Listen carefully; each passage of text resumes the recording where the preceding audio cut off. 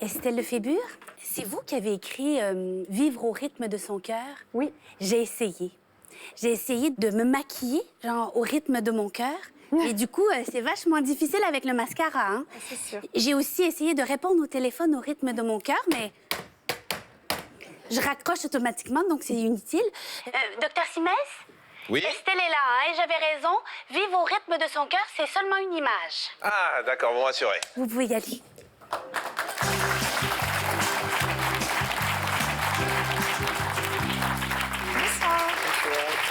Non, ne bouge pas, ne bouge pas. Non, je pense que Estelle, vous restez là, on vous a dit, je sais pas ce qu'on vous a dit. Bonsoir, Madame Estelle. C'est un plaisir de vous voir et merci de votre confiance. Alors, Estelle Lefébure, on vous a appelé la plus belle fille du monde, c'est comme ça que vous a appelé. Ah si, l'agent de mannequin qui vous a repéré dans la rue quand vous aviez 17 ans. C'est possible. Je crois que vous êtes revenu sur mes fiches, là. Vous êtes revenu sur mes... Apparemment. Ouais. Ça vous gêne? Ouais, un peu. Parce que vous pensiez que vous n'étiez pas la plus belle fille du monde? Ah non. Alors, on va voir qu'après le bien paraître, vous êtes spécialisé dans le bien-être. Hein, ça marche. D'ailleurs, depuis que vous êtes rentré, je me sens déjà beaucoup mieux. Vous publiez, alors, je l'ai ici, Vivre au On va rythme... pouvoir y aller, si tu veux. Non, mais restez là, restez là. Je t'emmène. Restez là parce que je suis très timide, ça m'aide un petit peu. Vivre au rythme de son cœur, publié chez Flammarion, on va reparler. Vous connaissez Pascal Obispo? Oui, depuis longtemps. Depuis longtemps, il a bien connu Johnny, Voilà. Johnny Hallyday. Et mon ex-mari. En plus, vous connaissez Estelle, Bien sûr. personnellement? Non, je connais surtout Mixa. Comme tout le monde. Donc, Mixa Estelle. Alors, on va ouvrir, si vous le voulez bien, Estelle, votre dossier médical. Allons-y.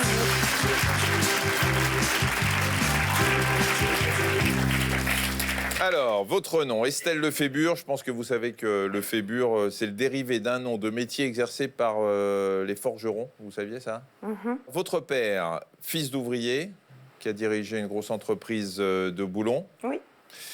Et votre mère, fille de boulanger, qui était devenue coiffeuse et qui a fini à la tête de 7 salons.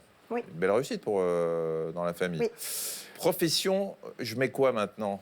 Écrivain? Oui. Vous pouvez mettre ça. Toujours mannequin quand même. Actrice. Bon, voilà. Mais en ce moment, c'est vrai. Alors, vous avez tellement évolué que vous avez failli être comptable. Oui, alors là, c'est vrai qu'il y a une grande évolution. Vous n'avez jamais regretté la carrière de comptable? Non, j'ai jamais regretté. Est-ce qu'on peut regretter une carrière de comptable? Moi, je dis oui parce qu'il y a des comptables qui viennent voir le spectacle aussi, donc je veux pas Oui. m'embrouiller.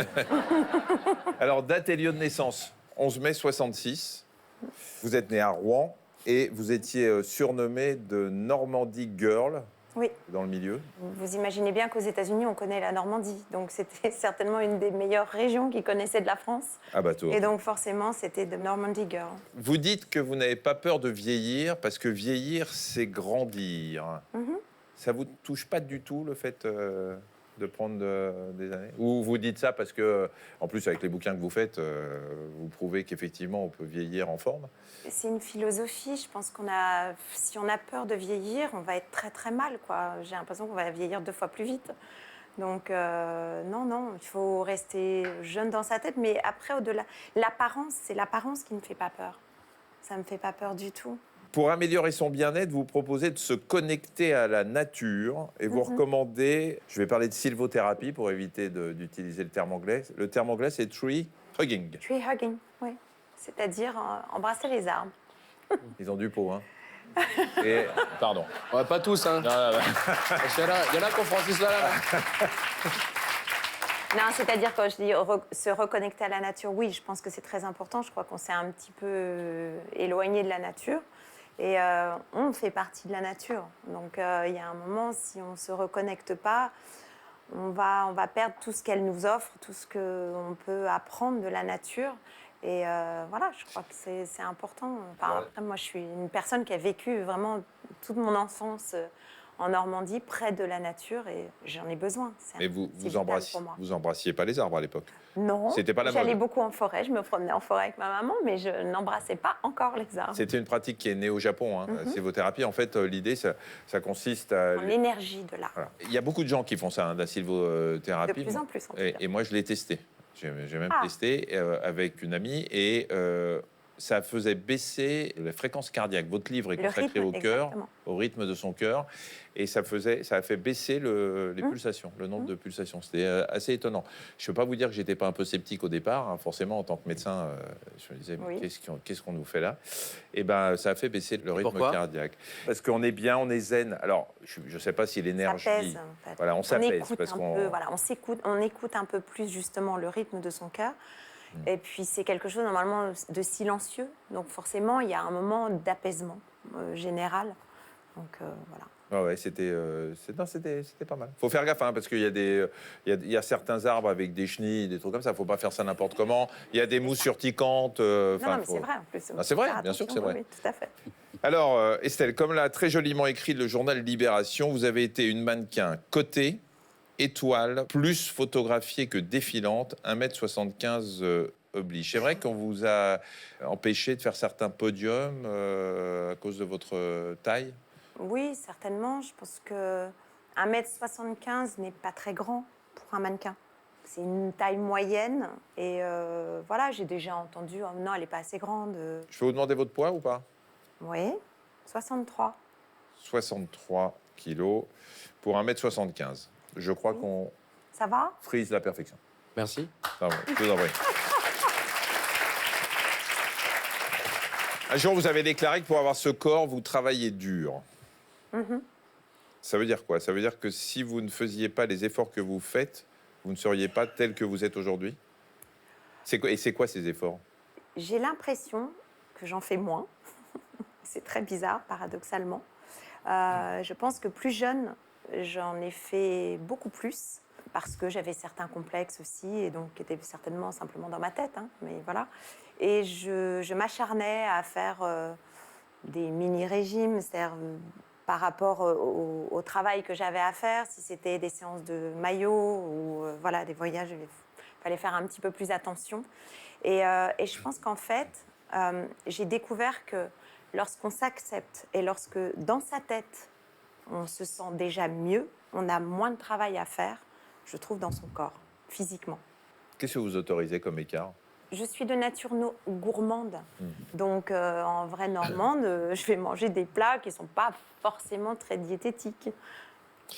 Situation familiale? Bah, tout le monde le sait. Hein. C'est un peu... je suis célibataire, enfin divorcée, on va dire. Voilà. C'est ça, il y a le mot divorcé. Donc, Moi, je suis pas encore marié. Hein. C'est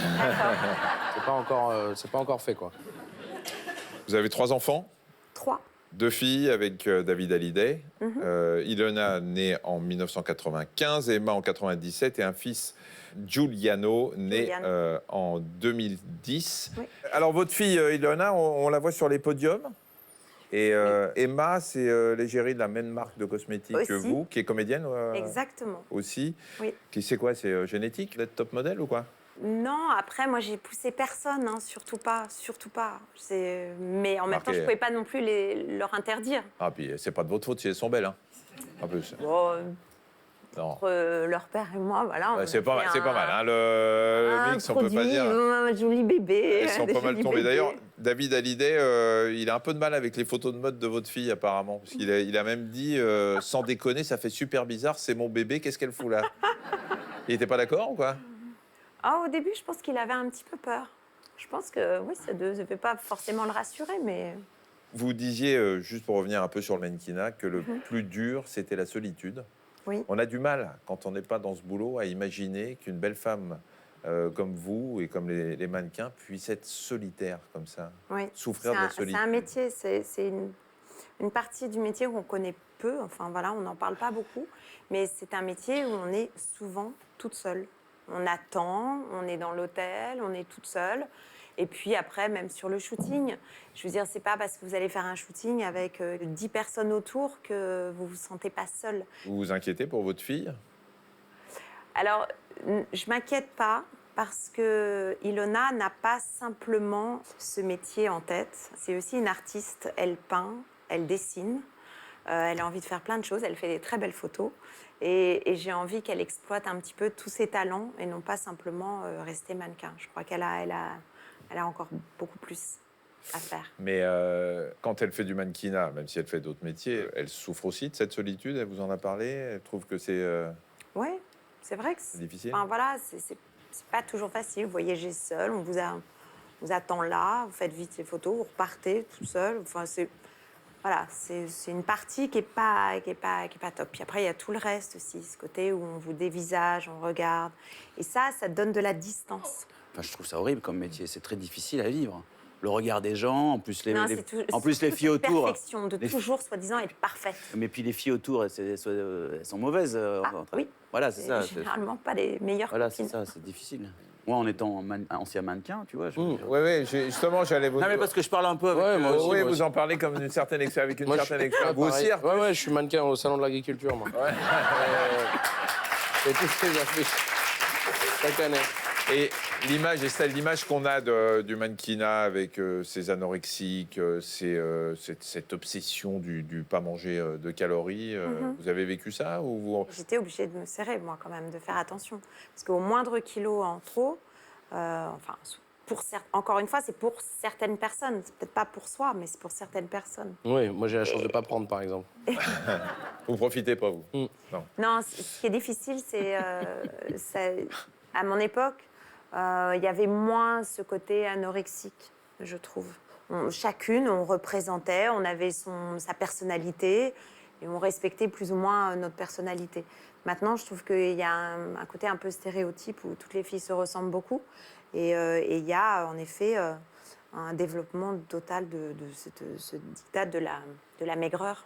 Alors Estelle, vous venez me voir pour le livre Vivre au rythme de son cœur qui est sorti aujourd'hui aux éditions Flammarion. Ce livre, c'est le nouveau tome d'une méthode que vous avez développée, la méthode Aura-E, qui est la contraction de deux mots maoris. Aura, la santé, et Ohé, c'est la pagaie, la rame. Votre philosophie, c'est le One Life, Ouais. c'est-à-dire le fait de profiter de chaque instant.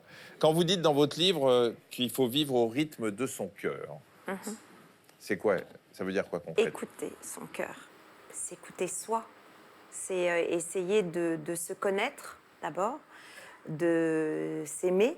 Je crois qu'on est tellement, entre guillemets, malmené avec tout ce qu'on a autour dans notre société.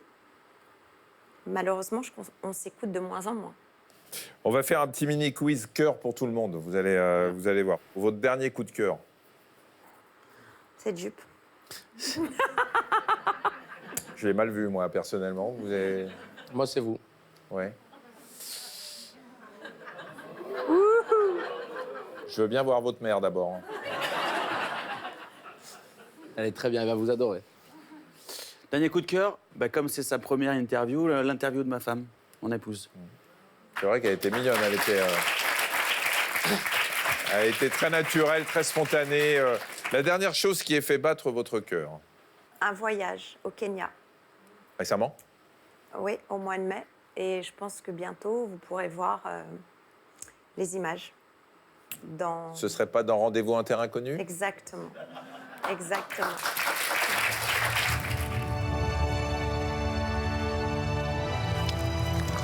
Estelle. C'est magnifique.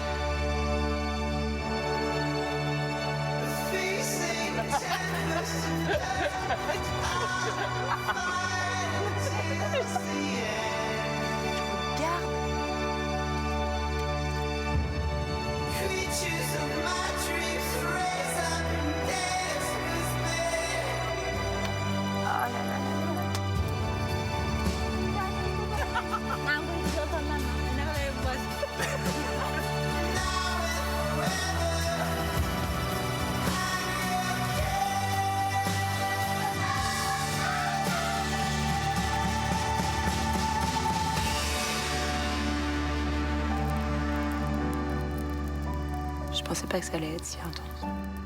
J'ai eu la chance de le vivre.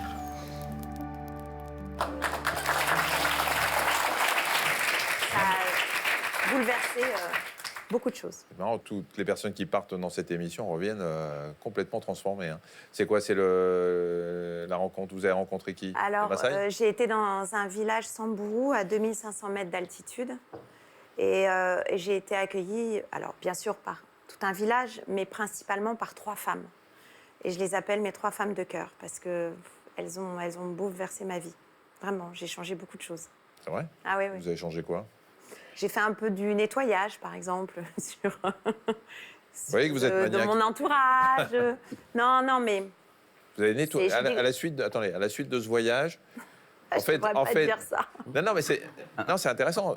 Vous avez été bouleversé Oui. par ces femmes. Vous vous êtes aperçu finalement qu'il y avait des choses essentielles dans la vie et des choses un peu superflues ou des relations superflues. Voilà, on va parler plutôt de relations, on va parler d'êtres humains. J'ai à nouveau découvert des êtres humains avec un cœur comme ça.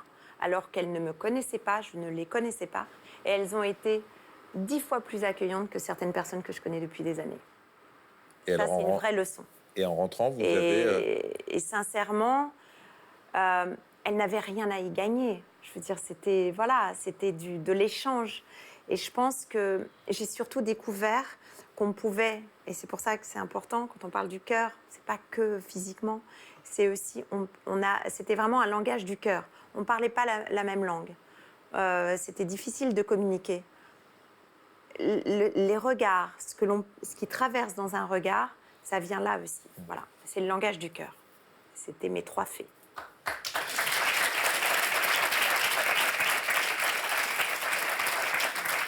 La dernière chose qui a fait battre votre cœur, un coup de fil de votre mère. Non, mais faut pas abuser, c'est pas ma meuf. Hein.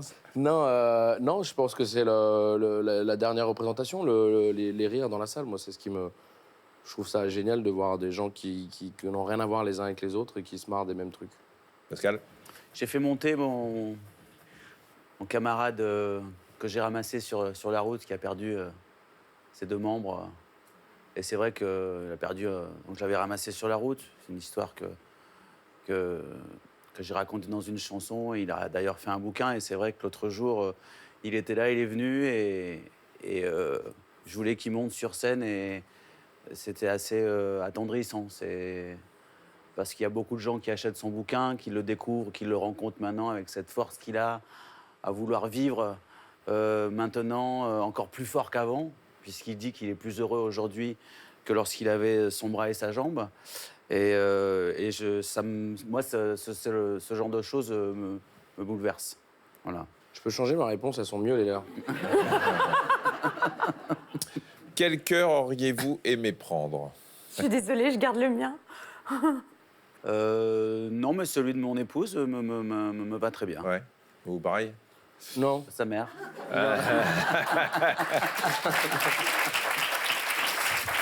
Qu'est-ce qui vous... Monica Bellucci, moi. Jusqu'à il y a encore 5 ans, Monica Bellucci. Vraiment, Monica Bellucci. Pourquoi? Parce que depuis 5 ans, elle n'est pas bien. Non, c'est que maintenant, maintenant, je suis amoureux. Mais ça a toujours Ah oui, été, je me suis... Putain, C'était pour que tu précises. mais parce que si elle n'avait pas rencontré Cassel, enfin bref, j'avais tout prévu. Et c'est ouais. mal tombé, T'avais 5 et ans, voilà. La dernière fois que vous avez eu le cœur serré, c'était au Kenya aussi? Oui. Tu veux répondre? Tu veux y aller comme tu veux, ça dépend, elle est lourde la tienne ou pas? Alors je démarre parce que toi, toi tu vas mettre la barre trop haute, je préfère y aller. Non, mais ce que je vais faire, je vais baisser le niveau. Vas-y. Ouais, mais tu as parlé d'un truc. C'est la fois où j'ai sauvé ce village de Chiliens. Alors que le tsunami est arrivé et que je leur ai dit come on, montez avec moi dans le bus. Et ils sont venus. Bon, le cœur. Non, mais le cœur serré. Je vais faire un truc soft pour toi. Vas-y. Bah, c'est quand on quitte une scène et quand c'est la dernière chanson et que les gens vous demandent de faire un petit rappel, voilà. Ouais, Elle est ça va. soft. Elle est Ça soft va. pour toi? Ouais, ça va aller. C'est la vérité. Ouais. C'est toujours dur de quitter une scène. On a un peu le cœur serré. Ouais. Et pourquoi vous la quittez? Vous la quittez parce que il faut bien s'arrêter un moment ou vous pourriez continuer pendant 1 heure de plus? En général, je fais toujours l'heure de plus, hein, tous les soirs. Mais non, mais c'est quand on quitte une tournée, par exemple, quand on a fait, je sais pas, entre 70, 100, 120 dates, et que tout d'un coup c'est la dernière, on se retrouve un peu comme les femmes quand elles viennent d'accoucher, elles ont un espèce de baby blues. Je pense qu'il y a un rapport avec cet état-là qui est un peu qui vous met en profonde déprime, en fait. Donc on a vraiment, le cœur est très très serré. C'est bon pour toi? Artus? C'est quand votre mère vous a pas appelé? Non, c'est une vidéo que j'ai vue sur une vidéo sur Internet, comme il y en a plein. Ouais. Et tu sais, c'est toutes ces vidéos, c'est tout con, hein, où tu vois des chiens tout pourris dans la rue, tout maigres et tout, et tu les vois, genre, ils l'ont pris, ils l'ont lavé, et après, il est là, et il est tout beau, et voilà. J'aurais dû garder mon autre truc. Encore 2 questions. Qu'est-ce que vous avez fait à contre-cœur? Est-ce que vous avez déjà fait quelque chose contre votre volonté? Alors moi, j'aime pas les regrets parce que après, j'avance pas. Donc j'essaie. Bien sûr, j'ai fait des choses, mais après, si je commence à regretter, mais je veux pas y penser. En tout cas, voilà, j'avance. Je vais demander à Artus. Artus, est-ce qu'un jour, vous avez fait quelque chose à contre-cœur? Vous voulez dire, à part cette émission? Ouais. la vanne facile. Non. Pascal, vous avez déjà fait des... Je mets des trucs soft hein, pour toi maintenant. Ouais. Vas-y. Ah oui, voilà. Tu veux que je joue? Vas-y. Bon, je sais pas. Et... Quand j'ai dû poser ce Boeing en plein milieu de la pampa, et que je me suis dit, les ailes vont péter, Pascal.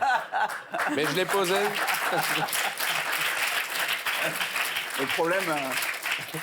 Le problème du lumbago, c'est donc Ouais. faut pas éternuer, faut pas tousser, Faut pas se marrer trop. et rire, ça fait hyper mal. Donc Et à chaque fois que tu me fais marrer, Ouais, et faut faut pas avoir être... des moins bonnes vannes parce Pardon. que j'ai mal au dos. Et qu'est-ce qui vous rend le cœur léger? Qu'est-ce qui vous rend heureux, à part quand votre père vous appelle? C'est ça. C'est toujours ça. C'est ma mère, ouais. Estelle, qu'est-ce qui vous rend le cœur léger? Et je dirais le rire de mes enfants. Alors Estelle, vous avez un rapport très fort avec le bien-être et le développement personnel. Il faut dire que vous avez découvert le livre tibétain de la vie et de la mort de Sogyal Rinpoche, qui est un lama tibétain. Et vous l'avez découvert quand même à un moment très particulier de votre vie. Hein. Oui, au lendemain du décès de mon papa, qui se trouvait être le lendemain de mon mariage avec David. Et comment vous avez traversé cette épreuve? C'est quand même un raccourci de la vie complètement dingue, quoi. C'est-à-dire vous Moi, mariez... j'avais 23 ans, hein, donc c'est jeune. 23 ans, vous vous mariez avec David Hallyday. Le lendemain de votre mariage, votre père décède. Comment on traverse ça?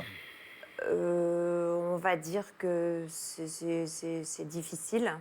En tout cas, c'est quelque chose que... Il est mort d'une maladie, mais foudroyante, en 2 mois et demi.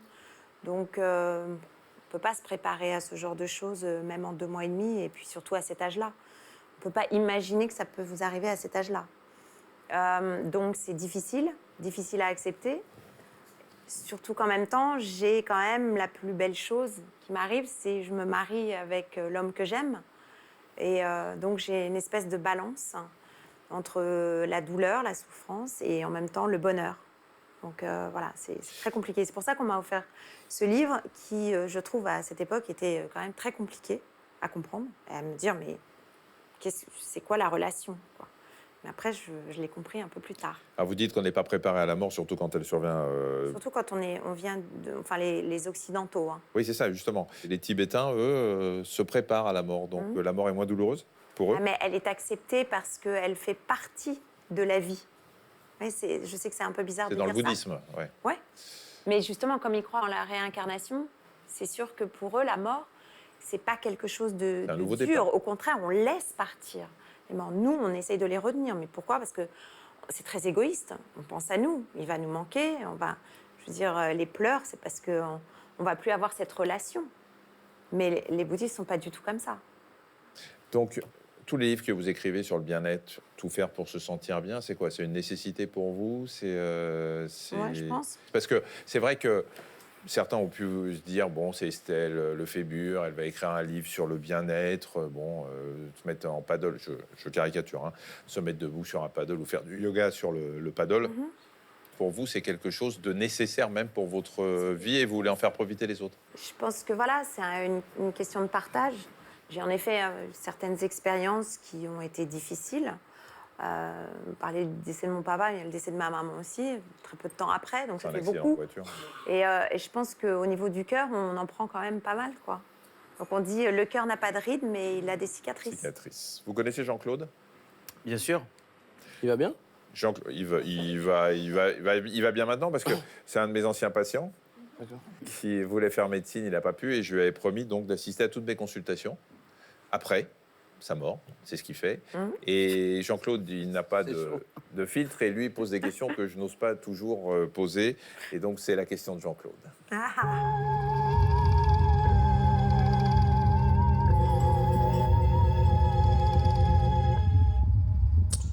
Estelle, on le sait, vous étiez très proche de Johnny, dont vous avez dit qu'il ferait toujours partie de votre famille. Pour vous, sa disparition, c'est un peu celle d'un troisième parent. Oui. Oui. Oui, ça a été dur. C'est le grand-père de mes filles. Enfin, voilà, je pense que j'ai toujours fait partie, oui, quand même, de la famille. Mais ça a été difficile. Et pour vos enfants? Bah aussi. En plus, ma deuxième fille, Emma, a passé quand même 2 mois et demi juste avant son décès avec lui à Saint-Barth. Elle était là, donc elle était proche. Donc ouais, ça a été difficile, mais c'est normal.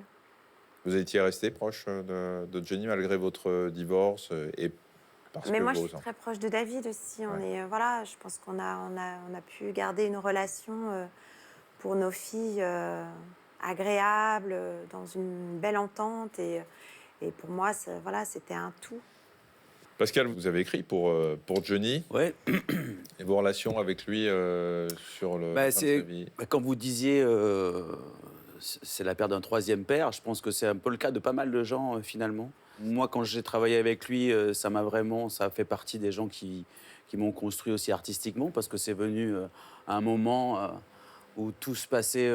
enfin, j'avais beaucoup de choses qui se passaient en même temps pour moi, donc ça a été super important.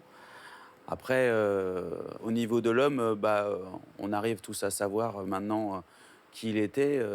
Cette gentillesse, cette simplicité, qui est tout le contraire de l'homme qui montait sur scène, qui était un monstre de show et de spectacle, qui était quand même assez incroyable. Mais dans la vie, c'était quelqu'un de plutôt introverti et gentil et généreux. Et c'est vrai que moi, j'ai passé des beaux moments avec lui. Il nous manque, mais quand vous disiez un troisième papa, c'est vrai que on a tous été un petit peu orphelins, parce qu'il il représentait, quoi qu'on dise et quoi qu'on fasse, beaucoup de choses pour tous les Français. C'était important. C'était comme quand on disait, ouais, c'est un peu comme la Tour Eiffel. Il y a la Tour Eiffel, il y a le Jeunis, mais quelque part, c'est pas faux. On l'a vu le jour de son enterrement, Ouais. cette foule C'est-à-dire, incroyable. je pense que personne ne peut avoir un enterrement comme ça, même les présidents de la République, ou je sais pas, ou C'est sûr, ou les rois. Je pense que c'est au niveau d'un roi, d'un prince, quoi, enfin de quelque chose de très très fort. D'où l'importance qu'il avait pour les gens. Faut pas parler trop de morts avec. Non, moi, je suis encore bloqué sur la prestation impressionnante avec le crâne, là. C'est dingue, hein? Je peux dire que Jeff Panaclock, il est en train de se chier dessus. Ah, mais là. ouais. Non, Il est mais pas bien. non, mais c'est. Ah, oui. Et on a l'impression que c'est lui qui parle, hein. Ah C'est ouais, vraiment, je c'est- peux dire qu'il est pas bien. C'est bien fait, hein. Non, mais il y a une grosse concurrence. Il se dit, ah, Estelle, l'emblème de votre méthode Orae, c'est le stand-up paddle. Autrement dit, on va faire du yoga un petit peu sur l'eau. Vous avez remarqué qu'il y avait un petit paddle qui Ah, j'ai était- pas vu. Et je suis en jupe. Vous allez venir avec nous? D'accord. Voilà. Oh là là. Et bonne chance. Mademoiselle Jenny, merci. Alors, Mais comment je peux faire? c'est un beau paddle, hein? Alors, quand vous pratiquez ce stand-up paddle, le yoga sur une planche de surf, je vais évoquer des situations qui sont plus ou moins déstabilisantes et je vais vous demander si vous saurez garder l'équilibre. Vous avez le choix, soit en répondant aux questions, soit en adoptant une posture de yoga adaptée. Alors, vous connaissez la posture du cobra, du chat, de la chaise, de la lune? Oui, bien sûr. Bien sûr. Ouais. Vous avez un peu forcé sur le quinoa au chocolat. Vous vous rendez compte que vous avez pris 3 kilos. Ça vous déséquilibre? Et est-ce qu'il existe une position de yoga pour oublier la faim? Je fais la position du... Quelque chose de plutôt sportif. Du cobra? Allez. Hein?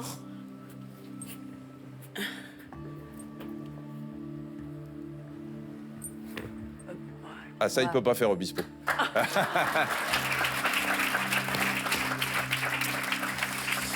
Vous qui êtes très famille, vous apprenez que votre fille Iliona s'est fâchée avec sa grand-mère Sylvie Vartan.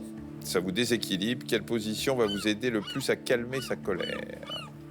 Est-ce qu'il y a des positions pour... pouvoir le faire. C'est quoi? Vous voulez que je vous tienne? Non, j'y vais. Non, mais laissez-moi.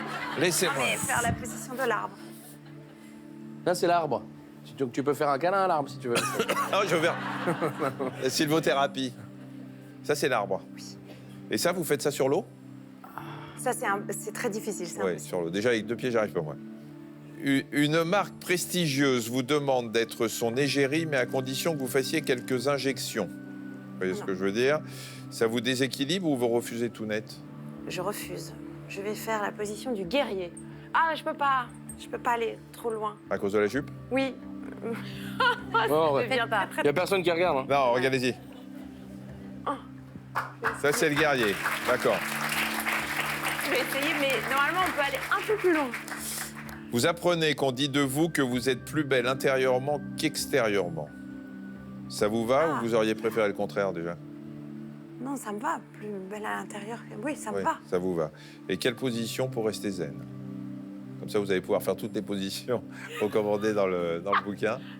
Eh bien, alors, la position du chameau. Alors, chameau. À 2 bosses.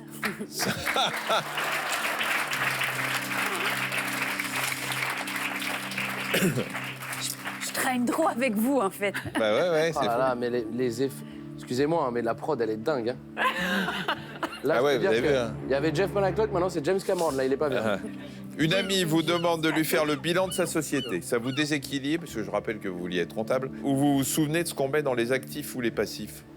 Oh non, je m'en souviens plus. En tout cas, est-ce qu'il y a une position qui permet de se reconnecter avec des notions de comptabilité? J'ai des questions de débiles. C'est vraiment... En jupe, c'est compliqué. Il y en a quand même plus. Attendez, on va fermer les... Je sais pas si ça se ferme, ça. Ça se ferme. Allez-y.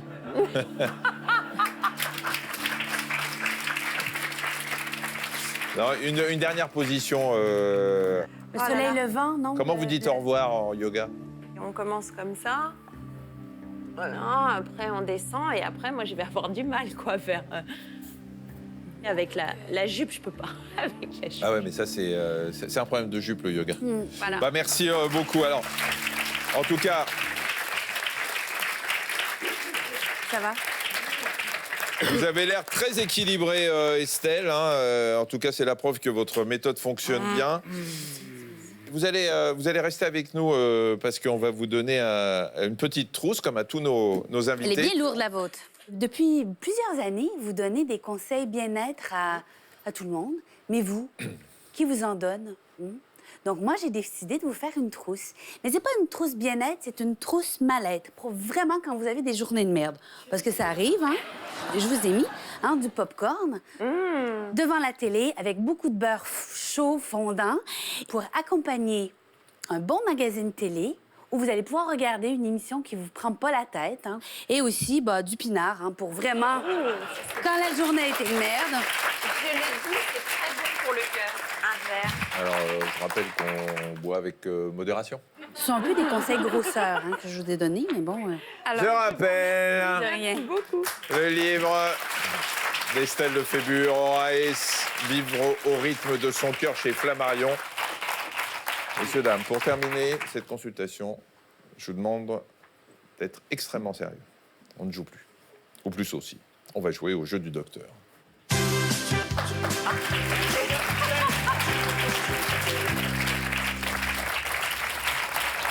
Je vais vous poser des questions. En rapport avec la santé, le bien. corps humain. Très bien. Il n'y a rien à gagner. Je vous demande d'être extrêmement concentré. Première question. Qu'est-ce qu'un potomane? Réponse A. Un homme qui aime se faire plein d'amis. Réponse B. Un homme qui ne peut s'empêcher de ronger ses ongles. Réponse C. Un homme qui aime boire 10 litres d'eau par jour. Réponse D. Un homme qui aime rester adossé toute la journée à un poteau. Moi, je dirais la 3, l'eau. L'eau. Je dirais la 2. Moi aussi la 2. Ronger ses ongles. Ronger ses ongles. Quelqu'un qui fait du striptease, quoi. Après un poteau. Ah ouais. Un Ah ouais. potoman. Ouais, part de loin quand même. Comme une... Ottoman. Ah, les poteaux Comme quand le les pole dames, dancing. elles dansent. ouais, c'est ça. Ouais. Rappelez-moi la où je potomanie. vous ai trouvé. C'est la réponse C qui était Ah oui. correcte. Un homme qui aime boire 10 litres d'eau par jour. Alors, c'est un trouble psychiatrique. Mais on peut aussi en souffrir dans une certaine forme de diabète, le diabète insipide, qui nécessite de boire beaucoup. Moi, j'ai eu bon. Bravo. Arctus 1, le reste 0. On s'arrête là, non? De quoi a peur un pentaphobique? A. Des pentacours. B. Des petites peaux autour des ongles. C. Des repas trop riches. Ça viendrait de pentagruélique. D. De tout. Pentaphobique. J'aimerais tellement que ça soit la A, mais. Ça devrait être interdit le pentacourt déjà. Mademoiselle Génie. Non, mais de tout. Estelle. C'est vrai qu'on pourrait dire C, forcément, ça serait un peu. Mais. Pascal. Un peu trop facile, peut-être. La C ou la D? Je dirais la C. Bon, je vais dire la B parce que c'est le seul moyen de prendre des points, sinon on va tous en prendre. Des petites peaux autour des ongles. Eh bien, la bonne réponse, c'est Mademoiselle Jenny. De tout. C'est vrai? Ah, j'avais même pas... Pentaphobique a peur de tout. C'est là que là, le mec a peur d'une montre, d'une chaussure, de. De tout. D'accord. De Tu dois être serein, hein? dans Ça la doit être vie, la je même pense. personne qui boit 8 litres d'eau Mais par jour. c'est-à-dire, c'est des gens qui sont- Des gens qui sont paniqués par tout ce Non, qu'ils mais c'est peuvent des gens en- qui sont enfermés. Oui, puis c'est un problème Forcément. psychiatrique quand même. on C'est est ça, d'accord. c'est des hôpitaux Oui, oui. psychiatriques Ah, à haut Tout à degré. fait. Même de l'hôpital psychiatrique, ils ont peur. Qu'est-ce qui serait plutôt bon pour la santé? A. Boire son urine. B. Manger ses crottes de nez. C. Ronger ses ongles. D. Sentir ses aisselles. Ah, Boire son urine. Ah, moi, je le sais.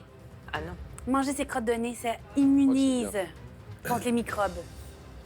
parce que la poche du... La bonne réponse est manger ses crottes Ouais. de nez. Ouais.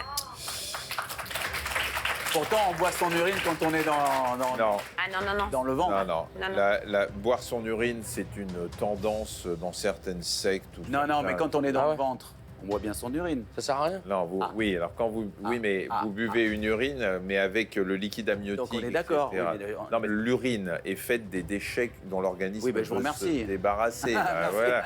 Et donc vous n'allez pas remanger ou reboire ce que votre organisme rejette. Donc, quand un enfant mange ses crottes de nez, on le laisse faire. Alors les crottes de nez, on lui donne oui, les siennes. effectivement, On il y lui a eu donne les nôtres.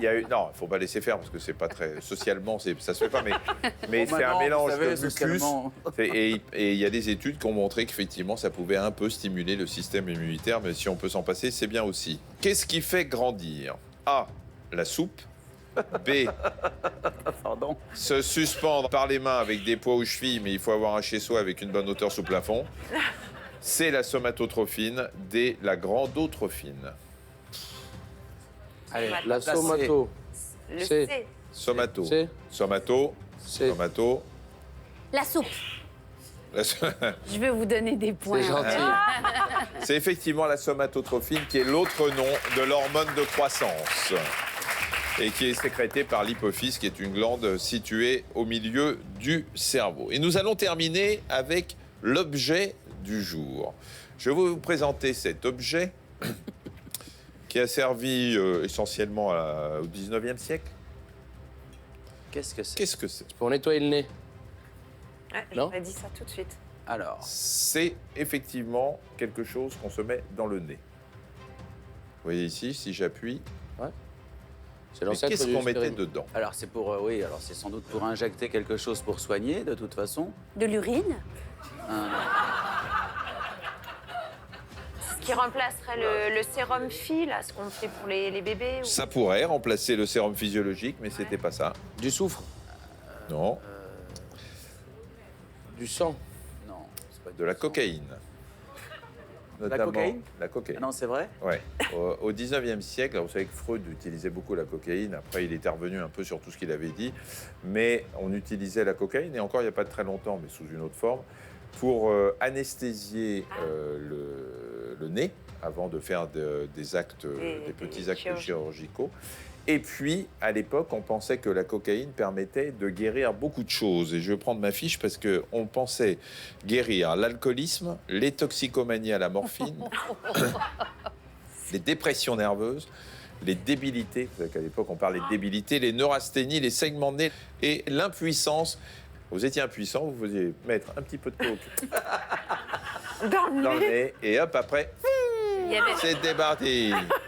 Et donc, c'était un pulvérisateur de cocaïne. Voilà, c'est... Alors, qui est ex aequo? On me donne les résultats. Moi, j'ai 2 et plus le pulvérisateur nasal. Artus et Mademoiselle Génie, vous êtes ex aequo tous les deux.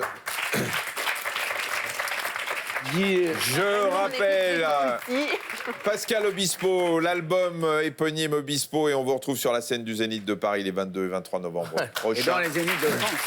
Et dans tous les Zéniths de France.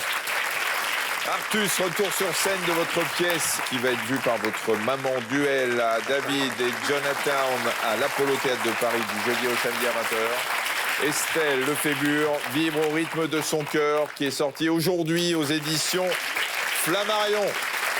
Merci à tous, merci Jenny. Au revoir, à la semaine prochaine, même endroit, même heure. Et n'oubliez pas, parce qu'il est tard, un suppôt et au lit.